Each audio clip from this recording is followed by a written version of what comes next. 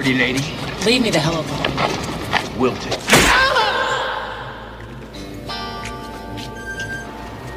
It's okay.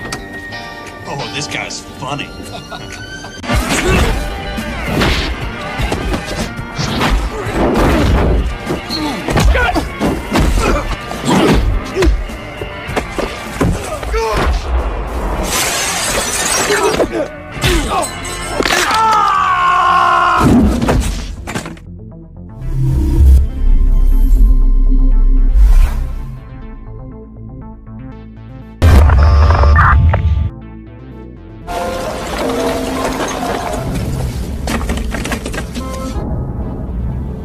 Di awal film, kita diperlihatkan seorang pria yang diketahui bernama Douglas. Douglas adalah mantan seorang tentara yang sangat berjasa kepada negara.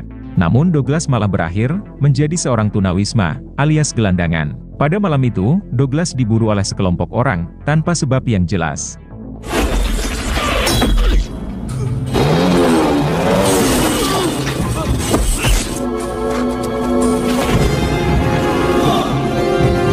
Ternyata kelompok pemburu ini dipimpin oleh seorang bilioner yang diketahui bernama Johan. Johan dan rekan bisnisnya memiliki hobi berburu. Namun target mereka bukanlah berburu hewan, melainkan berburu manusia, terutama manusia gelandangan, alias gembel.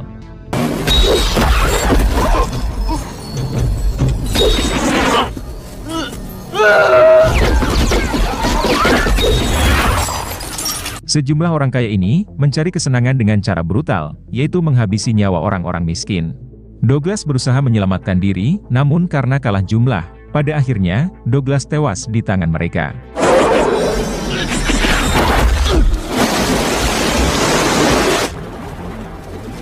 Kemudian, tangan kanan Johan yang bernama Thomas, langsung membereskan mayat target buruan mereka. Yaitu untuk menghilangkan jejak, agar pemburuan ilegal mereka ini tidak terdeteksi oleh pihak berwajib. Pada seminggu kemudian, kita diperkenalkan dengan Lisa. Yang mana ternyata, Lisa adalah putri kandung Douglas. Gelandangan yang tadi malam, tewas dihabisi dalam buruan, oleh geng bilioner Johan. Lisa tengah mencari sang ayah, yaitu Douglas, yang sudah 7 tahun menghilang. Tepatnya ketika Douglas mengalami kebangkrutan, dan berujung menjadi gelandangan.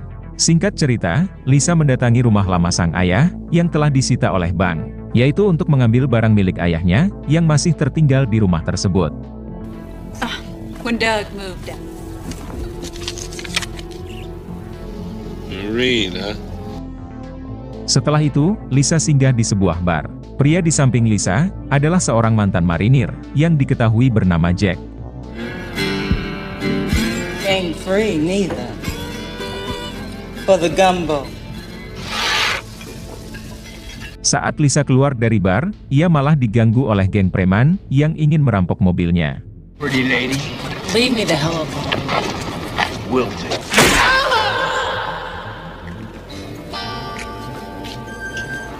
Jack yang menyaksikan hal tersebut, inilah yang ia perbuat. Oh, this guy's funny.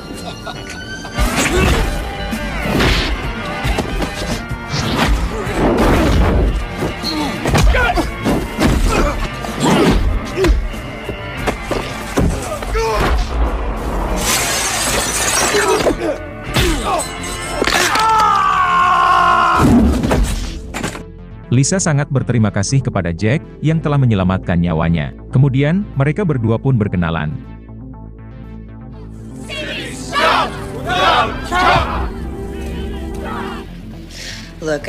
Setelah itu, Lisa mendatangi kantor polisi untuk melaporkan orang hilang, yang tak lain adalah ayahnya sendiri, yaitu Douglas. Namun sayangnya, semua polisi di kota ini sedang melakukan protes mogok kerja. Sehingga bisa dipastikan, laporan dari Lisa tidak akan diusut dalam waktu dekat. Petugas ini lantas menyarankan Lisa untuk menyewa jasa detektif swasta guna menemukan ayahnya itu. Mendengar hal itu, Lisa pun kepikiran dengan Jack, seorang mantan marinir yang tadi menyelamatkan nyawanya. Lisa berharap agar Jack mau menolong dirinya lagi untuk mencari ayahnya. Take my advice.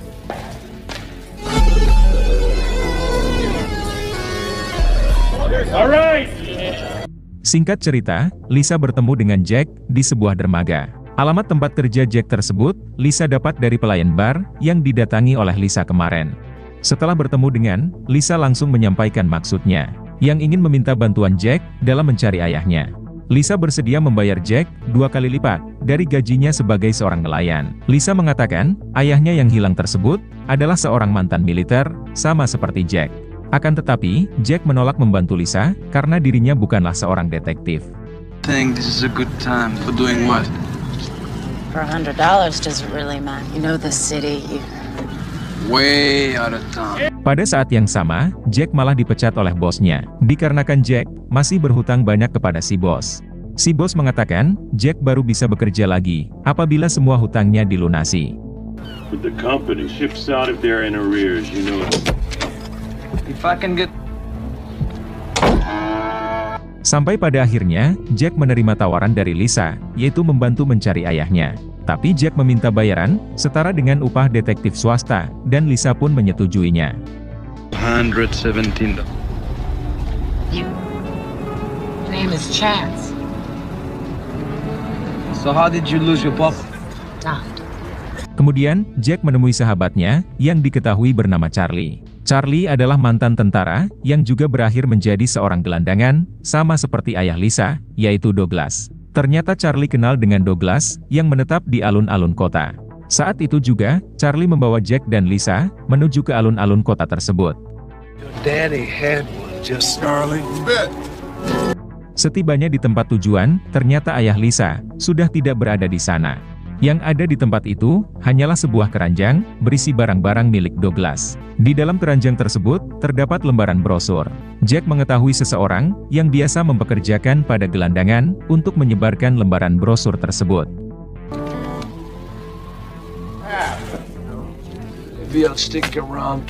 Saat itu juga, Jack menemui orang itu, yang diketahui bernama Paul. Jack dan Lisa datang, dan bertanya terkait Douglas. Belum sempat menjawab, tangan kanan Johan datang, yaitu Thomas. Melihat sosok Thomas, Jack bergegas membawa Lisa pergi. Karena Jack kenal dengan Thomas, yang seorang anggota mafia brutal. Saat sedang menuju keluar, Lisa dihampiri seorang detektif polisi. Memberitahu terkait ayah Lisa, yang telah ditemukan tewas, di dalam sebuah gedung kosong. What's the problem? I'm afraid I have... In building in the... Yang mana mayat Douglas, ditemukan dalam keadaan terbakar, bersama terbakarnya gedung tersebut. Akibat kebakaran tersebut, mayat Douglas sudah tak berbentuk lagi. Identifikasi yang dilakukan polisi, hanya lewat DNA-nya. Mengetahui kabar ini, tentu Lisa menjadi sangat terpukul, sehingga membuat Jack merasa iba. Just tell him that. Sementara itu, Paul dihajar oleh Johan. Ternyata selama ini, Paul lah yang bertugas, mencari target gelandangan, yang diburu oleh geng Johan. Tapi Paul melakukan kesalahan, karena target terakhir yang ia carikan, yaitu Douglas, ternyata memiliki keluarga. Akibat dari kecerobohan Paul, sekarang polisi ikut terlibat, dalam kasus kematian Douglas. Yang mana hal tersebut, tentu akan berdampak buruk, bagi bisnis buruan manusianya.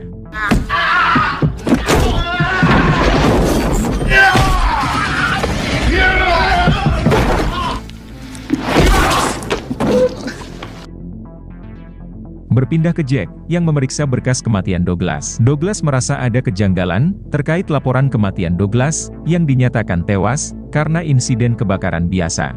Kecurigaan Jack tertuju, pada doktek milik Douglas, yang hanya tersisa satu saja. Padahal doktek milik tentara, seharusnya ada 2, sama seperti yang dimiliki oleh Jack.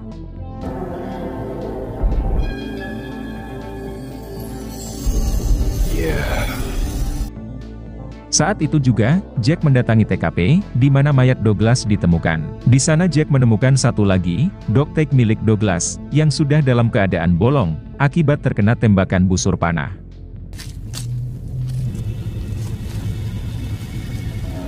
Bingo.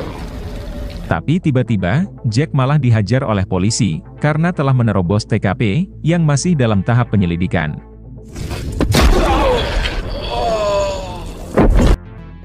Kemudian, Jack dibawa ke kantor polisi.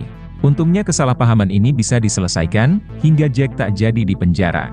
Kemudian, Jack menjelaskan kepada Lisa, yang baru sampai di kantor polisi, terkait almarhum ayah Lisa, yang bukan tewas karena insiden kebakaran, melainkan karena dihabisi. Semua itu diketahui oleh Jack, lewat doktek milik ayah Lisa, yang sudah dalam keadaan bolong. Why would somebody go through all this? I'll order a new autopsy.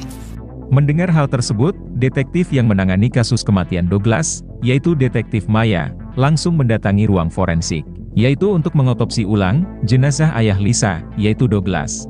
Tugas otopsi akan dilakukan kembali oleh Dr. Ramsey, dan hasilnya baru akan keluar sekitar 2 hari lagi. The homicide. Oh, you can file it. Beberapa jam setelah itu, Dr. Ramsey pulang ke rumahnya, dan langsung membakar berkas hasil autopsi dari jenazah ayah Lisa. Pada saat yang bersamaan, Johan pun datang menemui Dr. Ramsey. Ternyata Dr. Ramsey adalah antek-antek Johan, yang ikut bergabung dalam geng berburu manusia. Dr. Johan dengan sengaja memalsukan hasil autopsi Douglas, yang sebenarnya tewas karena dihabisi. Berkas yang tadi Ramsey bakar, adalah berkas hasil autopsi jenazah Douglas, guna menghilangkan jejak bukti. Akan tetapi, Johan yang tidak ingin kebusukannya terbongkar, langsung menugaskan anak buahnya, untuk menghabisi Dr. Ramsey, yaitu guna menghilangkan jejak saksi, agar Dr. Ramsey tidak buka mulut kepada polisi.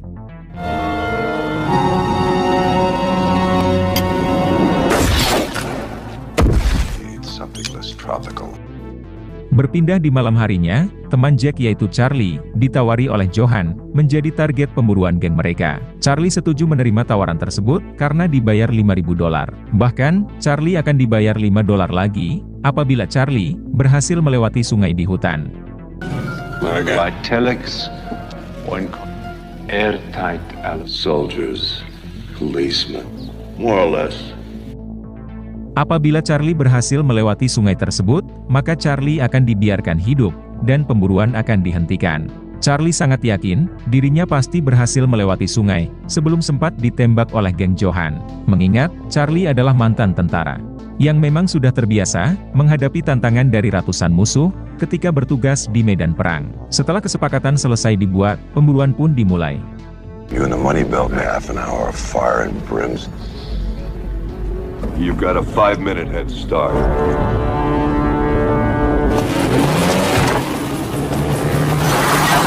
Charlie berlari sekuat tenaga, untuk menyelamatkan diri dari orang kaya raya, yang ingin memburunya. Sampai pada akhirnya, seorang klien berhasil menembak Charlie.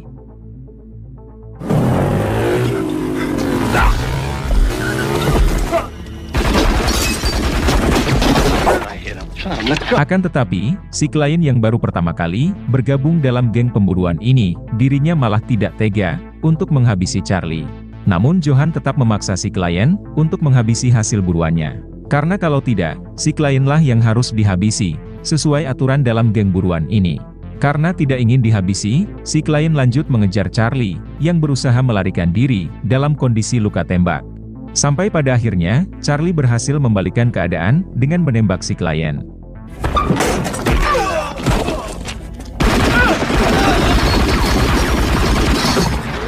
Kemudian, Charlie lanjut melarikan diri, sembari membawa senjata milik si klien. Pada saat yang bersamaan, Johan pun datang, dan langsung membantai si klien, yang sudah dalam keadaan sekarat. Kemudian, Johan menugaskan seluruh anak buahnya, untuk menemukan dan menghabisi Charlie. Charlie berhasil keluar dari hutan, dan menuju ke tengah kota. Kemudian, Charlie berusaha meminta tolong, kepada orang-orang sekitar, namun tak ada yang memperdulikannya. Karena mereka mengira, Charlie adalah seorang gelandangan, yang kerjanya hanya meminta-minta.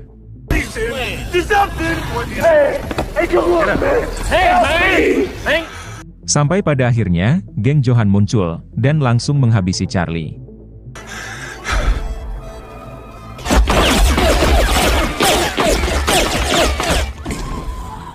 Setelah itu, Thomas mengambil uang imbalan, yang diterima oleh Charlie sebelumnya. Setelah kejadian malam tadi, Johan dan Thomas berencana meninggalkan kota ini, dan membawa bisnis buruan mereka ke kota yang lain. Namun sebelum pindah ke kota lain, Johan menugaskan Thomas untuk menghabisi Paul, guna menghilangkan jejak saksi. Karena Paul mengetahui banyak hal tentang bisnis ilegal mereka ini. Johan juga menugaskan Thomas untuk menghabisi detektif Maya, yang berusaha mengungkap kasus kematian Charlie dan Douglas, termasuk menghabisi Lisa dan Jack, yang bersekongkol dengan detektif Maya, untuk mengungkap kasus ini. There's always some unhappy little well. Berpindah ke Jack, yang menjadi sangat terpukul mengetahui kalau sahabatnya, yaitu Charlie, ditemukan tewas secara mengenaskan. Jack pun sangat yakin kalau pelaku yang menghabisi Charlie adalah pelaku yang sama, yang menargetkan para gelandangan, khususnya mantan tentara yang tidak memiliki keluarga. Maya memberitahu Jack kalau sehari sebelum tewas, Charlie mendapat pekerjaan dari Paul, yaitu mengedarkan selebaran. Saat itu juga, mereka mendatangi rumah Paul guna mencari petunjuk. Let's pay him a visit. Sementara itu, Paul malah dihabisi oleh tangan kanan Johan, yaitu Thomas.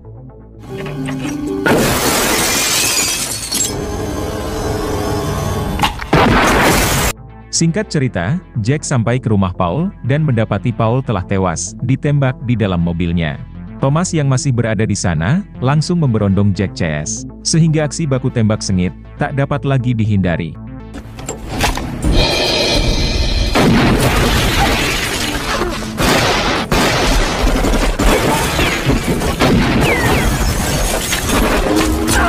Sampai pada akhirnya, Maya tewas tertembak oleh para anak buah Johan. Sedangkan Jack sendiri berhasil meratakan sebagian dari mereka.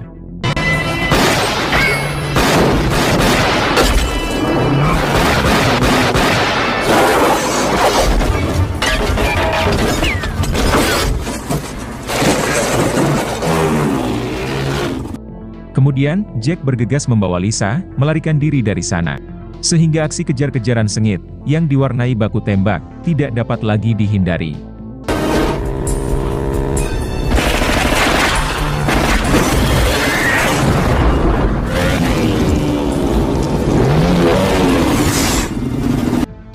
Jack yang seorang mantan tentara berusaha sekuat tenaga untuk melawan mereka semua. Sampai pada akhirnya, sebagian besar dari mereka berhasil Jack bantai.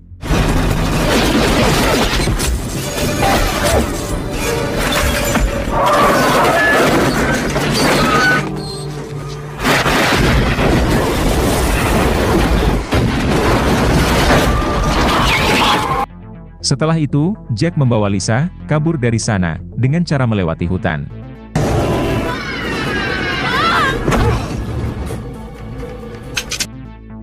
Mengetahui banyak anak buahnya yang tewas, Johan pun murka kepada Jack. Ia kembali menugaskan para anak buahnya yang masih tersisa untuk menghabisi Jack dan Lisa. Bukan hanya anak buah saja, beberapa kolega bilioner Johan juga ikut melibatkan diri dalam pemburuan manusia ini. Biasanya mereka yang harus membayar Johan untuk membantai buruan mereka. Tapi kali ini, mereka yang dibayar oleh Johan untuk memburu kedua target terakhir, yaitu Jack dan Lisa. Johan sudah mendapat informasi kalau Jack dan Lisa menuju ke rumah paman Jack di sebuah kawasan hutan terpencil. Sementara itu, Jack dan Lisa masih dalam perjalanan menuju ke rumah paman Jack untuk bersembunyi sementara waktu. Di dalam perjalanan, seekor ular berukuran besar hampir saja menggigit Lisa. Untungnya dengan begitu sigap, Jack berhasil menghabisi ular tersebut. This is the...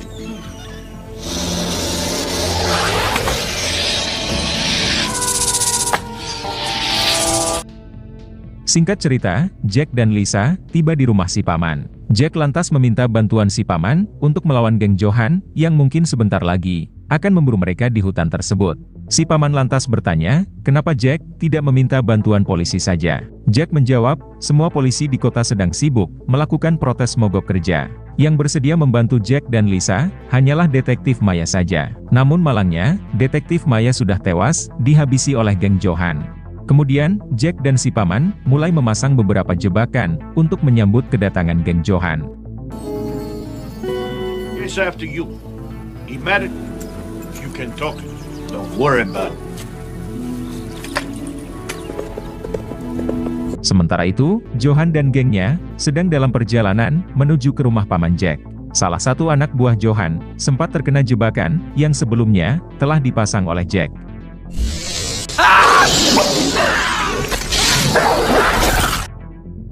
Singkat cerita, geng Johan sampai ke rumah paman Jack.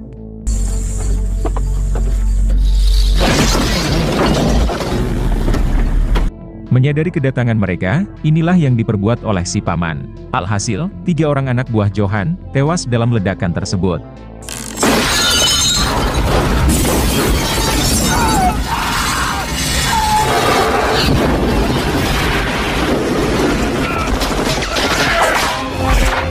Sementara itu, Jack sengaja memancing sebagian anak buah Johan menuju ke sebuah tempat.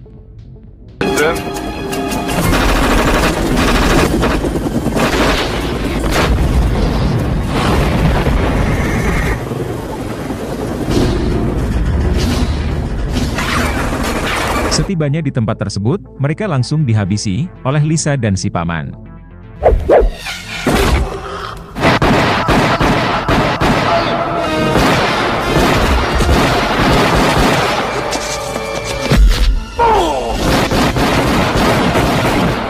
Sementara itu, Jack juga berhasil membantai Thomas dan beberapa anak buahnya.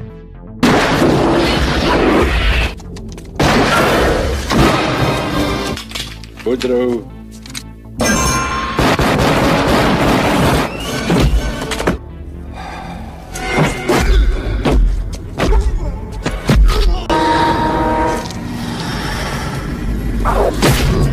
Sekarang yang tersisa, hanya Johan seorang diri. Mengetahui Thomas tewas, Johan pun semakin murka.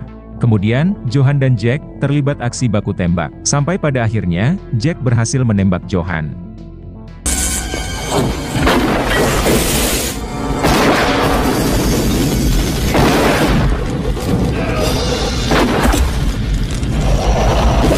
Johan yang berusaha melarikan diri, berhasil melumpuhkan si paman. Kemudian, Johan menyandra Lisa, agar Jack menyerahkan diri. Akan tetapi, Jack menolak menyerah begitu saja, hingga inilah yang ia lakukan. Sampai pada akhirnya, Jack berhasil menghabisi Johan, menggunakan sebuah granat. You hadn't.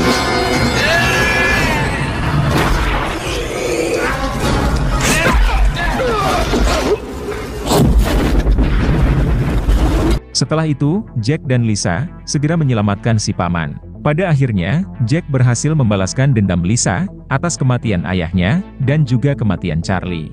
Kemudian, film pun selesai. Pretty lady. Leave me the hell alone. Wilton.